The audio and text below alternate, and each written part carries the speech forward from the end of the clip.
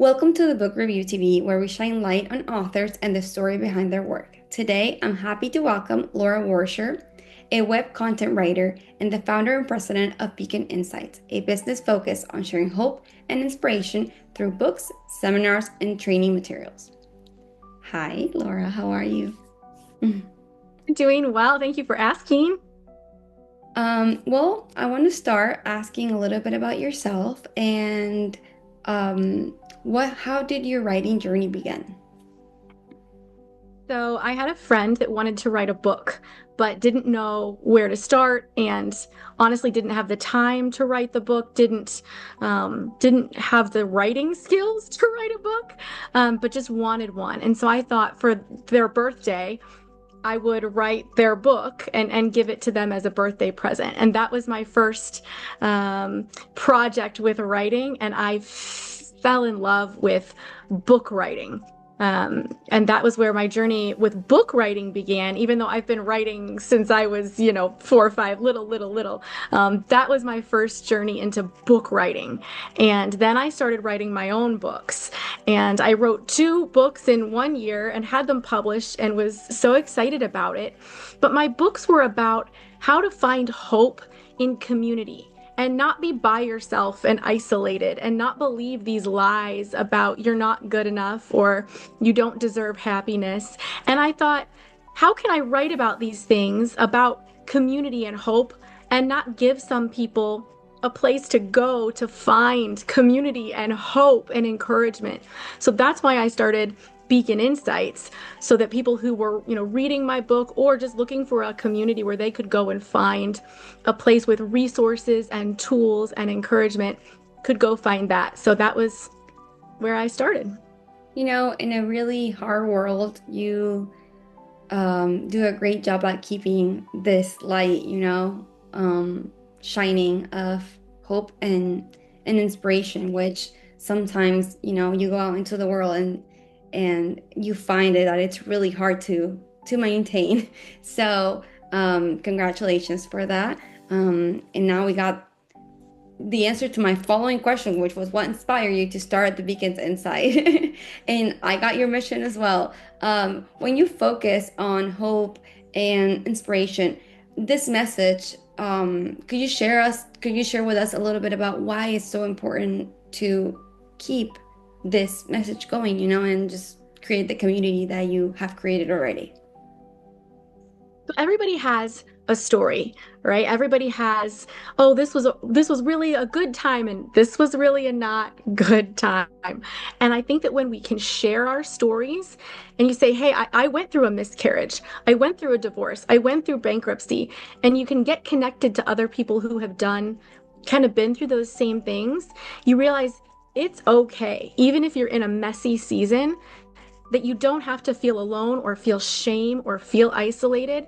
You can still find hope. And because we all have things that we struggle with, we all need to be sharing our stories and encouraging each other because we're all in this together at the end of the day.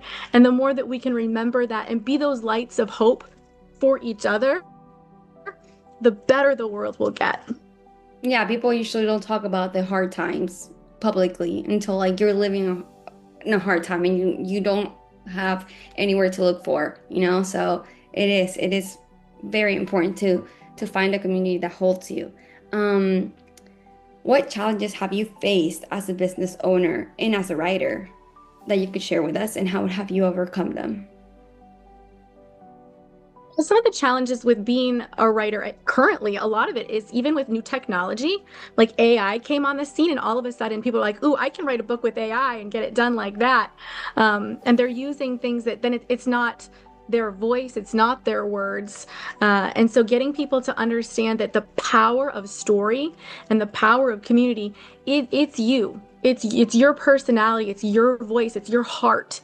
And so you can't just outsource that to technology. You have to be vulnerable because I can tell when I'm reading something if it's authentic, if it's genuine, if it's coming from a good place, and the readers can tell that. And so I think the challenge is a lot of times people have messages, they have stories, but getting them to share them in the right way, getting them to share them in a way that comes across as helpful and real and not just, oh, I'm gonna, throw this into ChatGPT and see what it comes up with, Right. is something that I think the whole writing community is kind of dealing with right now. Yeah. Yeah, as a writer, you're not able to, like, if you put it into ChatGPT or if you do anything with ChatGPT, you don't get the essence of the person that's actually doing it. So, I completely agree. That's why ChatGPT is a blessing and a curse. Yes. What advice would you give to authors who are aspiring to get new books out, or new authors who, or new writers who are trying to become authors? Two things. First off, just start, right? Just start writing, start getting it out there, start thinking through your ideas with every piece, whether it's web content, whether it's a book, whether it's curriculums that I'm writing, whatever it is that I'm doing. It always takes writing and rewriting and editing. And it's never like, ooh, I wrote this great thing the very first time that I tried it. And so having the courage to just start and get something out there is really the first basic step. But like I said, we all need to hear each other's stories. And it's just encouraging whatever it is. It doesn't have to be perfect. Just start somewhere and get it out there. And my second piece of advice would be there are so many other people like writing stories and in the writing author community. Reach out. Like I love to talk to other people and see what they're writing and see how they're organizing it and see what their topics are. Talk through the stories behind it. And I know it's the same with a lot of people. We like to share, hey, what are you working on? What am I working on?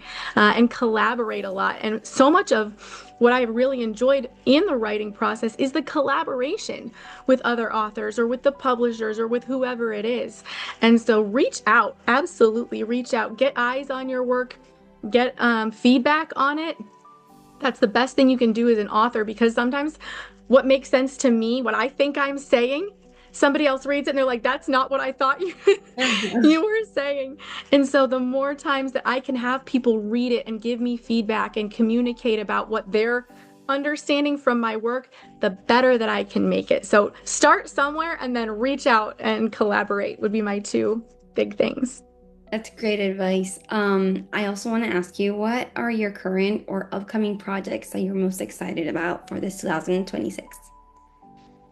Love that. So I have so many ideas and I tend to like, oh, I'm going to start this one and then I'm going to start that one and I have like 12 things going all at the same time. But probably the two main ones that I'm focused on right now, I'm writing a book for a nonprofit called TAPS, the Tragedy Assistance Program for Survivors. And they work with families of the military fallen. And I'm really working to share the stories of these surviving families in the hopes of spreading that message of if you are looking for a community, if you're struggling and needing a place to go and you fall into that category, here's a place for you. And it's not just like a resource, it's a whole community, it's a whole support network. So, really getting to interview a lot of these families and hear their stories. It's going to be an incredible, incredible book, not because of me writing it, but because of the stories of the people that are in it, that are sharing it. So I'm so excited for that one. That should be coming out. We're hoping for July 4th, Independence Day of 2026. And then I'm working on another personal book myself. And I thought I was like done writing it. I was ready to like find a publisher for it. And then as I was going back through and reading it, I was like, no, you're not done, Laura. And I think that for me, it was that thought of because it's a heavier topic. I'm talking about, warfare and mental health and a lot of things like that. The book kind of seemed heavy. And I was like, no. Again, there are tough issues that we're dealing with and we're struggling with. But at the end of the day, it's that hope, it's that joy, it's that encouragement that makes you want to wake up in the morning. And I thought, I don't want to write a book that feels heavy. So I'm going to go back in. And yes, there are struggles, but let's have fun with it. We're all having fun in our mess. So let's have fun together. So we'll see when that one comes out, but that's been on my heart as well. Yeah, you're probably gonna, you have to enjoy the process, right? Otherwise, Yes. what for? Well, Yes. thank you so much, Laura, for your time. Thank you for sharing your story and, all that goes behind the work that you do. it's really an inspiration to see how you combine writing, teaching, and the service to others. And thank you everybody that's watching our YouTube channel. It's new, but it's gonna grow fast, and we're really excited to see where everything takes us. Thank you, Laura. Thank you.